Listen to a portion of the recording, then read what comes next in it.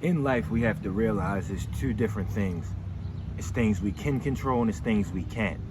And the problem that comes with not realizing these two different things exist is that we try to put our control into things we can't control, and we worry about those things. We worry about things we can't control. I even see people worrying about things they can control.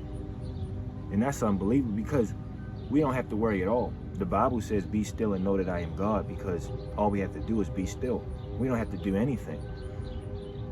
The problem with attachment is that we place value in all the other things but the thing that is actually valuable.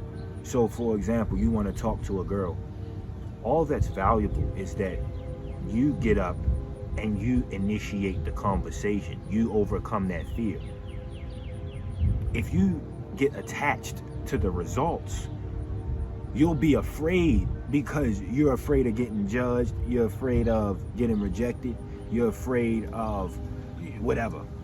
You placing new challenges to something that wasn't even challenging to begin with. You know, the only thing you had was, it's a girl right here, I want to talk to her because I talk to people.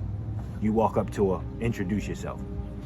But the problem was, instead of just it being that, you place your attachment into, she might reject me, or these people might laugh at me if they see me get rejected, and all this might happen, or, you know, I knew this girl for a week, we texting each other, and I'm thinking about us getting married 30 years later. All this shit, it fuck everything up, because you creating realities that don't exist.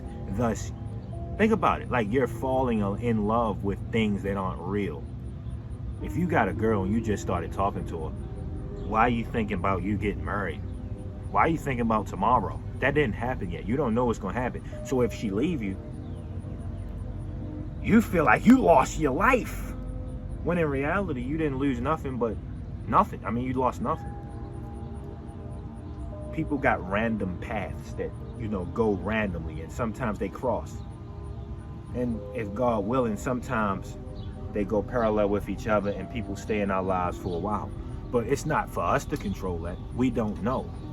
I'll even argue that that attachment to the idea only takes you out the present moment. Thus, all of that, you know, thinking about you getting married and you about to have kids with this woman, it's not going to come to be, because you so attached to it. You so desperate for it. You so thirsty for it that it's going to display into your actions. And you'll end up just turning her off, because now you're hitting her up. You texting her 5 times in a day because she ain't answer, because this your future wife. When the whole time, she don't even know you like that, bruh. You know, she don't even know you like that. She didn't get a chance to. You know what I mean?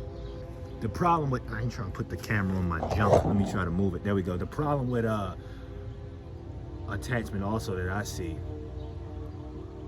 I used to get attached to the views. Like, oh, I want to make videos because that's my passion, but I'm attached to the views that come with it.